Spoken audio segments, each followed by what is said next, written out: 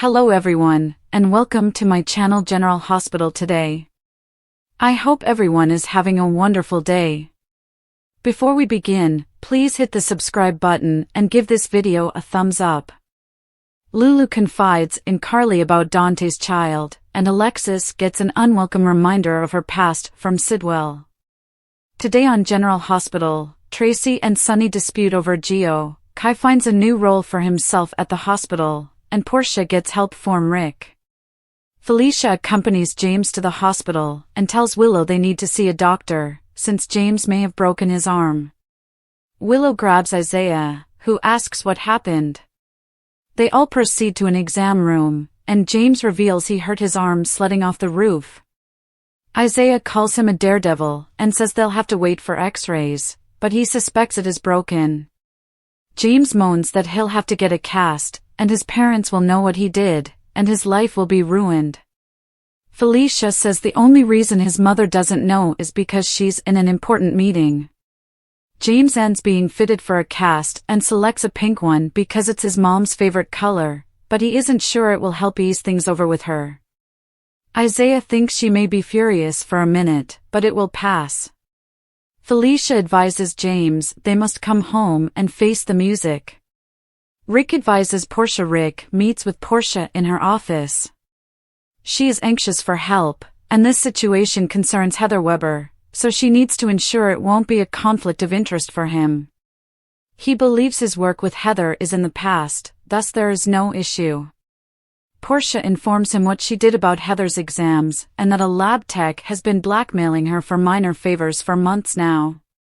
He's not her concern, and she fills him in that Drew Quartermain knows and is blackmailing her into brokering a sit-down between him and Curtis to resolve this battle between them. Rick says he'll do some study on what the ramifications could be for her professionally. For now, he says don't inform Curtis and to string Drew along and let him feel she'll yield into his demands and is playing by his rules. Drew's latest project involves Kai in the halls. Drew meets with Liz to discuss his pediatric sports program for the long-term hospital children. Liz is thrilled to be the liaison for this program and feels Oscar would be proud of him. Drew is dedicated this presentation to his son. Trina and Kai arrive to meet with Drew, since Kai's coach thought working on Drew's program would benefit him and the students. Kai says he knows other athletes at PCU and would be pleased to get the word out about the program. Drew thanks him and tells he developed this initiative in honor of his son Oscar. Trina thinks Oscar would love this program, and she and Joss mourn him. Drew tells Trina they've both lost a lot of amazing individuals. Trina tells him that her mom is in her office if Drew wants to pop by. Drew meets Kai as James and Felicia leave. They run into Kai and Trina. James becomes excited because he knows Kai from football and TV. The boy calls Kai is a star.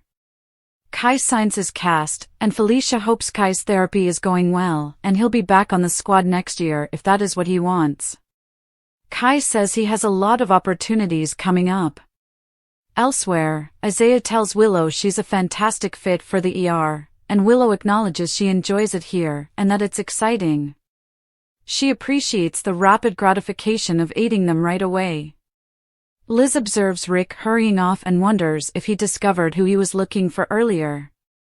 He swears he did, and it was Portia.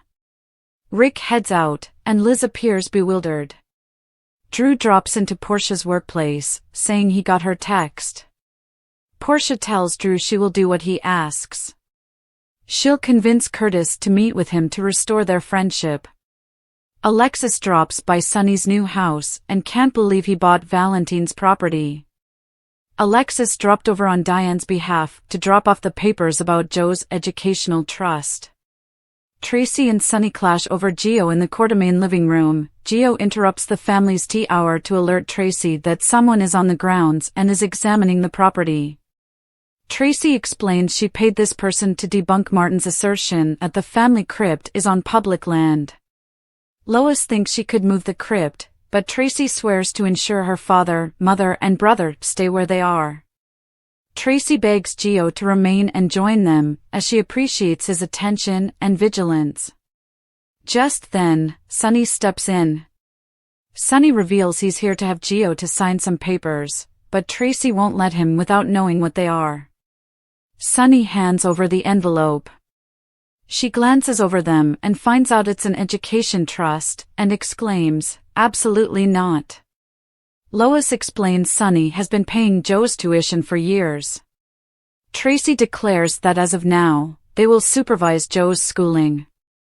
Tracy tells Sunny she won't allow Gio to be another young person wounded by him and cites the chaos he brought to Stone, Karen, and Jason's life. Sunny exclaims that this isn't about his history. This is about Gio. Sunny hands Gio the papers to sign and get back to him when he can. Gio ends up signing them immediately and gives them to Sunny.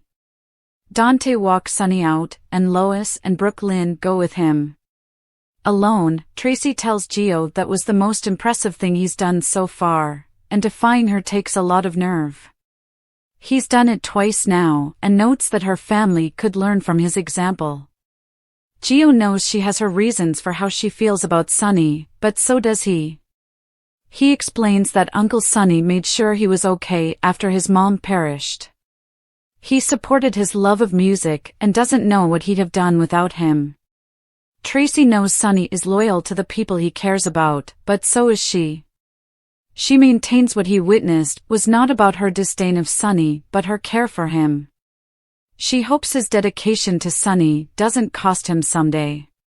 Sunny arrives home, leaves Alexis a message, and says he has a signed document for her and Diane. His doorbell rings, and he goes to answer it. It's Lois, there to apologize for Tracy. Sunny doesn't give a damn what Tracy thinks of him, he just wants Gio to have the finest possible life. He asks if she believes he should remain away from him. Carly advises Lulu at the Metro Court. Lulu visits Carly in her office and returns a room key she took. She explains that she broke into Martin's room in hopes of discovering something to help her locate Charlotte. Instead, she learns something else. Dante has a child he knows nothing about. According to the notes she obtained, Lulu indicates that Brooklyn is the mother. Lulu reveals between the notes and what she got out of Cody that this happened when they were teenagers and training to be camp counselors. She explains that Brooklyn got pregnant, had a child, and put him up for adoption. She feels Lois was involved somehow. Carly is stunned that Brooklyn would conceal this from Dante, as they are like family. Lulu thinks she needs to inform Dante because if she maintains this secret, it makes her as wicked as Brooklyn. Carly understands there is tension between Lulu and Brooklyn, but she can't criticize her, as she had to make a same difficult decision. Lulu understands she's speaking of the abortion she had as a teen, which was the hardest thing she ever did. However, she told Dillian. Carly says they don't know the circumstances for Brooklyn, and this doesn't make her a horrible person. Lulu feels Dante should know he has a child. Carly emphasizes this isn't only about Dante, as the child is older and could not realize he was adopted. This revelation might wreck a lot of lives, and the repercussions could be severe, so is she ready for that? Carly wonders why Martin had this information to begin with. Lulu doesn't know, tells Brooklyn and chases sterility concerns, which is a secret, and that perhaps Brooklyn wants to find her child. Carly warns Lulu that Dante may shoot the messenger if she tells him. Lulu says this infant is Rocco's brother, a Quartermain, and a Corinthos. If she keeps this secret, can Carly conceal it from her kids and Sunny? Carly admits that once upon a time, she'd have told Sunny, as family is vital to him. It is to her, too, and in this case, she sees a lot of Bobby in Brooklyn's decision. She knows how painful it was for her mom to give her up, and she won't add to what Brooklyn's already been through. Carly tells Lulu that she's had to make a lot of hard decisions of her own, including passing Michael off as Jason's to protect him from AJ. Robin blew that secret up and devastated their lives in the process. Carly did what she thought was best at the moment, just like Bobby, just like Brooklyn, and just like Lulu did. She broke into Martin's room to try to protect Charlotte. Lulu can't argue with that logic. She feels she'll gain the clarity she needs when she stares into Dante's eyes. Then she'll know whether she can keep Brooklyn's secret. Sidwell shocks Alexis. Natalia drops by Windmere to visit Sidwell about deception. She accuses him of organizing a hostile takeover of the corporation. Sidwell insists he has no intentions on deception other than making money off his zincite. Natalia feels if it's not something that drew him to Port Charles, then it's someone, and accuses him of being after Sonny. He says he's not pursuing Sonny, that one is all on her. Alexis enters, and Sidwell informs Natalia needs to end this meeting short. Natalia leaves, and Sidwell is delighted Alexis accepted his invitation.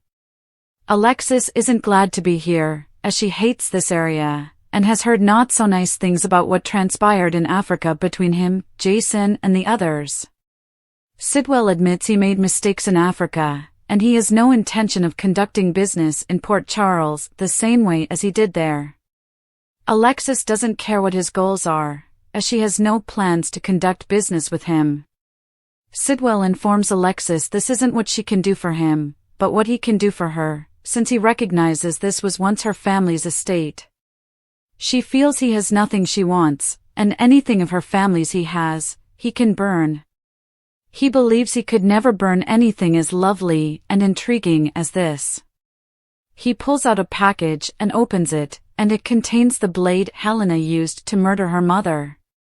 On the next General Hospital, Joss struggles with her WSB handler. Alexis wants to know where Sidwell acquired the dagger. Ned tells Lois this time his mother is right. Lulu conflicts with Brooklyn. General Hospital spoilers hint that Drew Quartermain's fatal whodunit may have just kicked off. Did Portia Robinson's clue just set it all in motion? Let's explore some conversation from the March 5th episode, which presumably provided a major hint about Drew's approaching demise. We now have an excellent cause to think Drew might face his comeuppance in the shape of a dreadful end. After Portia offered Ava Jerome updates on her current blackmail dilemma, Ava admitted there was no viable solution here. That led to Portia offering a genuinely scary response. Unless Drew's dead, Portia remarked, which just might be the first indicator that Drew is a goner. Our projections implied that more comments like this may start happening all over the canvas. Drew's made a lot of enemies at this point, so the show might be compiling a suspect list in anticipation for Drew's corpse to turn up someplace. GH watchers might even see a gloved hand pull the trigger on Drew down the road. The writers might leave fans wondering on who's guilty as they start narrowing down that suspect list we stated. Drew's actions has made him a very despised character in recent months, so it won't be any great loss if he quits. Since Drew has been penned into a horrible corner, perhaps it's best just to cut him loose and give him a fatal send-off. Almost every action Drew takes these days puts someone else on his bad side. Drew is getting exactly the kind of writing you'd expect him to get if he already had one foot in the grave. Now Portia's "unless Drew dead" remark may seal the case on that being the path this story's headed in. Drew may indeed end up dead and leaving viewers with a riddle to answer when it comes to who's behind it. Do you think Drew will be killed off? Is getting rid of Drew the correct call? General Hospital rumors claim Drew may keep making nasty efforts until his time runs out, so gruesome news might be developing. General Hospital spoilers and updates indicate that Port Charles is in serious need of 4 romance shakeups, and they can't happen fast enough. Certain love stories have lost their luster, so it's time to examine some interesting alterations that the program should consider. The nightmare that is Willow Corinthos and Drew Quartermain as lovers. Many fans are anxiously anticipating the culmination of the stormy drama involving Drew Quartermain and Willow Corinthos. It was very unpleasant to witness Willow's betrayal of Michael Corinthos by cheating with his own uncle, and equally shocking to see Drew's role in this treachery. Now, as Drew resorts to lies and underhanded tactics at every opportunity, Willow stays blissfully naive, believing him to be a hero. Nevertheless, a considerable number of viewers are hopeful that once Drew's secrets come to light, particularly his romance with Nina Reeves, the hold he has over Willow will finally crumble. Many viewers make analogies between Drew and the late Shiloh Archer and the influence the cult leader formerly had over her, and her illegal adopted mother. Yuck. Jason and Sasha nearly as revolting as Willow and Drew. The show is pushing Jason Morgan and Sasha Gilmore Corbin into a potential romance within the false baby daddy drama, hinting at a deeper connection between them. While some fans are receptive to the thought of Sasha and Jason developing a sexual connection, others say they should stay friends and seek out different partners. This subplot parallels prior situations when Quartermaine males have taken on similar duties for their close female friends. Ned Quartermaine notably did this for Alexis Davis. It's vital to remember that Jason is currently playing the role of the baby's father, a child that Michael fathered, having stepped in to raise him for a brief period. Hurry up! Jordan Ashford and Isaiah Gannon's pairing. Isaiah Gannon and Jordan Ashford's romance seems to be at a standstill, and one can't help but wish it had grown further by this time. Here's hope the show speeds up the pace and allows the spark between them to burn, since their chemistry is truly evident. Jordan hasn't had this much chemistry with a man since Portia Robinson's brother Zeke Robinson. Even though she's gone out with Sonny Corinthos tech expert Brick a few times, there's no chemistry at all, and they're practically a snooze fest. Besides, the deputy mayor who yearns to go back to law enforcement may have issues explaining dating someone on the margins of the mafia. Sonny needs someone besides Natalia. Speaking of Sonny, he and Natalia Ramirez have been tiptoeing around a prospective romance for quite some time, but is there any actual enthusiasm for this couple? Their connection looks to be losing steam, and it could be time for Sonny to explore new romantic options. Whether he rekindles a spark with an old flame or discovers a fresh connection, everything would be an improvement over his current predicament with Natalia. It feels like a wasted quest, especially because it's evident that Natalia isn't destined to be the great love of Sonny's life. Perhaps once the commotion surrounding Natalia's ex-husband, Jen Sidwell, reaches its pinnacle, Sonny will finally break free from this dismal relationship. General Hospital's Laura Wright teases great stuff ahead for Carly and not the castmate you'd imagine. It's always thrilling when a soap star previews what's coming up for their character, so when General Hospital's Laura Wright took to her Instagram stories on March 4th to give her followers a little glimpse behind the scenes, we're sure it created some speculation among fans. Now, if you didn't notice the post, one may suppose Wright would be teasing some upcoming scenes between Carly and Jack, given their chemistry and back-and-forth banter. However, the actress had another castmate in mind and uploaded a selfie from the set on the docs captioned, "Great stuff with my BFF. Super grateful." If you guessed that the BFF in the shot was Steve Burton, then you're right. Though Jason has always been Carly's greatest friend in Port Charles, in the real world, Wright has a few castmates: Cynthia Watrous, Nina, and Aiden McCoy, Jocelyn, as shown in our collection loaded with photographs of soap's closest gal pals. And Wright wasn't the only one who recently shared a pic with Burton. While it wasn't storyline related, like Wright's, last week, Chris McKenna, Jack, posted a photo of Jason and Brennan in Another Life, and the other life being from back in the day when they both played on The Young and the Restless, with McKenna as Detective Mark Harding and Burton as Dylan McAvoy. On another issue, the actress shared a video to warn fans that a future event had to be pushed forward, due to a major change in Carly's world. Though she won't be able to make the event on March 22nd, a surprise guest will appear in her place, and she'll be in attendance during the May 31st one. While we wait to discover what's ahead for Carly and Jason. General Hospital spoilers: Drew's fatal whodunit kicks off, Portia's clue sets it all in motion. Carly's huge leap, Vaughn's first scenes, Brooke Lynn's worst nightmare. Carly Spencer will take a major jump while Vaughn's first scenes hit the air. Brooke Lynn Quartermaine's worst nightmare will also begin.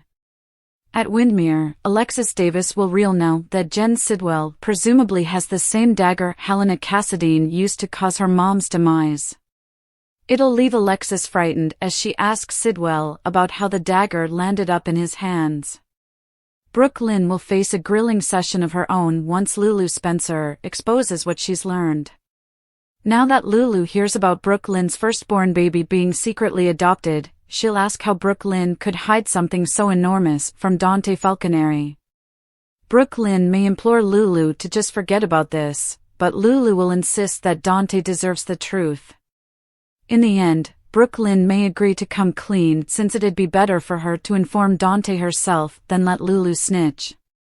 Over with Isaiah Gannon, he'll explain to Jordan Ashford just how much he wants to pursue their romance. It might lead to Jordan and Isaiah making out or perhaps sizzling in bed if things really heat up. At Bobby's, Carly will face an unexpected customer, so it might be Jack Brennan who stops by to explain what's in his heart. Brennan may do a better job of communicating his interest to Carly and how this is more than just a fling in his view. GH teasers predict Carly will take a tremendous leap, so that might involve a choice about her future. Are Brennan and Carly set to get serious? Could Carly and Brennan head to the bedroom after becoming a full-blown couple? Meanwhile, Bryce Durfee will make his debut as Vaughn, Jocelyn Jack's WSB handler. Unfortunately, Vaughn won't have a lot of faith in Jocelyn as a new recruit and may make her training more tough as a result. Jocelyn will give Vaughn an attitude, but he'll invite her to leave if that's what she really wants. However, Jocelyn isn't a quitter, so Vaughn's mistrust may feed her ambition to prove herself and find her place in the spy world. It appears like Vaughn and Jocelyn will engage into a physical altercation as part of a training exercise, so stay tuned for updates on all the drama. Back in Port Charles, Emma Drake will agonize over the difficulties Anna Devane might land in. Since Anna departed out of the blue, Emma may think awful news is brewing. Anna is traveling to Buenos Aires with Jason Morgan, so some perilous conditions should be waiting for them while they look for Charlotte Cassadine. As for Ned Quartermaine, he'll back Tracy Quartermaine up when it comes to the new Giovanni Gio Palmieri argument. Although Ned will voice concerns about Sonny Corinthos' money and influence on Joe's life, Lois Derulo will defend Sonny once again. Lois will have to be careful to avoid tipping Ned off to Joe's true parentage since that's actually his grandson. Sonny is Joe's granddad as well, so Lois has helped make a mess that's just going to get bigger from here. Rebecca Herbst shows off gifts from her General Hospital fans. Herbst has been feeling the love from her followers. Due to often being one half of beloved General Hospital super couples, Rebecca Herbst has been accustomed to getting gifts from her GH admirers. Now, the actress has resorted to social media to convey her gratitude for the latest gifts she's received. Grateful gifts after attending Cynthia Watrose and Maura West at a fan event in Boston, Herbst opted to spend her time with insomnia talking with her fans/2 on X. While I'm having insomnia in Boston, I thought I'd share some pics of things that have been given to me over the past few plus months. I love them all, Herbst wrote along with the hashtags #Liason, #Lyric, and #LNL2. The hashtags relate to the popular GH couplings Elizabeth and Jason, Elizabeth and Rick, and Elizabeth and Lucky, who recently revived their iconic romance. The various posts contained photographs of gifts the actress has received from each unique fan group, starting with bouquets of flowers from Liason fans. Oh, Herbst captioned the next image, which contained a snapshot of a rainbow-frosted cupcake with a picture of herself and Hearst on it. Next was a special bouquet of white roses in the shape of a heart, which Herbst noted to her LL2 fans must be the size of your hearts. The actress then brought things back around to Liason with a miniature Christmas tree full of themed ornaments, including an artist's palette and one that read, "More Than Friends, Liason 1999. I was so happy to have this little guy the week we had our power out. And all the ornaments were perfect," Herbst shared. Herbst rounded off the posting frenzy with photographs from her dressing room, containing a gift from a pal. "A beautiful friend of mine got me this. And every day I go to work, it reminds me to be grateful for this day," she wrote, concluding with a sunflower emoji. Which duo is your endgame, LL2, Liason, or Lyric? Let us know in the comments. For must-see GH romantic shakeups in Port Charles that fans are dying for. General Hospital spoilers, dangerous déjà vu, tense training sessions and dumbfounding disagreements. General Hospital spoilers and updates tease dangerous déjà vu, heated training sessions and dumbfounding arguments. Alexis Davis senses deadly déjà vu, Jocelyn Jacks undergoes a stressful training session and Lois Cerullo is dumbfounded at Ned Quartermain's argument. Romantic jitters? Isaiah Gannon finds himself in a deep conversation with an obviously worried Jordan Ashford, and the emotional strain between them is palpable. Isaiah is eager to explore the possibility of their bond, hinting at his desire for anything more. However, Jordan's body language reveals a different tale. She avoids eye contact and seems preoccupied perhaps with Brick, who only is in town seldom, living on the West Coast. His intermittent visits, typically related to business for Sonny Corinthos, don't quite align with her duties as deputy mayor. The issue lingers. Would Jordan take a leap of faith with Isaiah and see where their growing romance could lead, or is she hesitant to truly embrace this new possibility? Dangerous déjà vu at Windmere, Alexis finds herself in a difficult conversation with Jen Sidwell, grappling with both peril and a haunting sense of familiarity. He unveils a dagger, the identical weapon Mikos Cassadine used to murder her mother's life. This unsettling item brought back memories of the night Julian Jerome held it against her throat on Robin's Bridge, long after Helena Cassadine had menaced her with it. Alexis attempts to disguise her trepidation as she shouts, "Where did you get that?" Yet, the more pressing question lingers, how does he possess knowledge of this dark family legacy, and what drives his interest in acquiring Windmere and Spoon Island? Tense training sessions at the WSB training facility. Jocelyn is visibly grappling with fear as her trainer, Vaughn, openly warns her that if she's not dedicated, she can walk away. Jocelyn's path into the realm of espionage began under duress, following Jack Brennan's cover-up of her crime against Cyrus Renaud. Intriguingly, Brennan had been observing her long before that fatal moment, arranging a test that brought her straight to Cyrus' hideout. Now, Jocelyn appears uneasy, battling with reservations about her decision to join this secret mission. She's caught in a web of lies, compelled to mislead her loved ones, as she's supposed to prefer the greater good, a phrase that generates more questions than answers. Dumbfounding disagreements elsewhere. At the Quartermain mansion, emotions erupt between Ned and Lois as they engage in a furious marital dispute. Lois seems obviously startled as Ned confronts her with a piercing gaze, exclaiming, "This time my mother's right."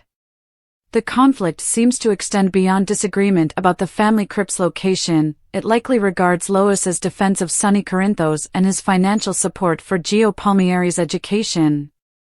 Notably, neither Ned nor Lois witnessed the moment when Tracy Quartermain applauded Gio for his boldness in addressing her on 2 occasions.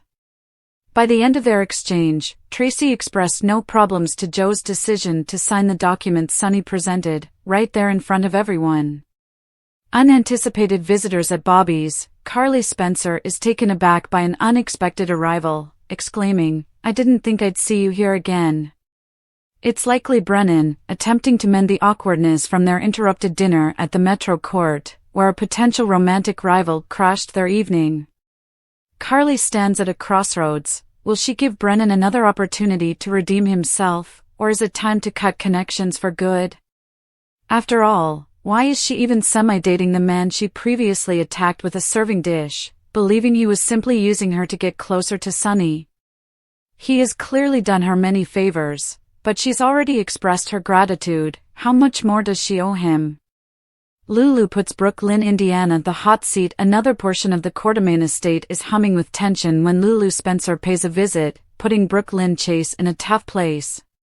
Lulu confronts her about concealing secrets from Dante Falconeri, saying that she's not doing Brooklyn any more favors because of what she's done. Earlier, Carly had begged Lulu to keep her findings concerning Martin Gray's scandalous notes under wraps to avoid a catastrophe that could ruin people. While Lulu initially decided to keep silent with Dante, she felt forced to unload her emotions on Brooklyn. The spacious Quartermain estate may be large, but will Ned and Lois overhear the developing argument, raising eyebrows, or worse, garnering Tracy's attention? Thanks for watching. If you like this video, so please don't forget to subscribe my channel and don't miss any update.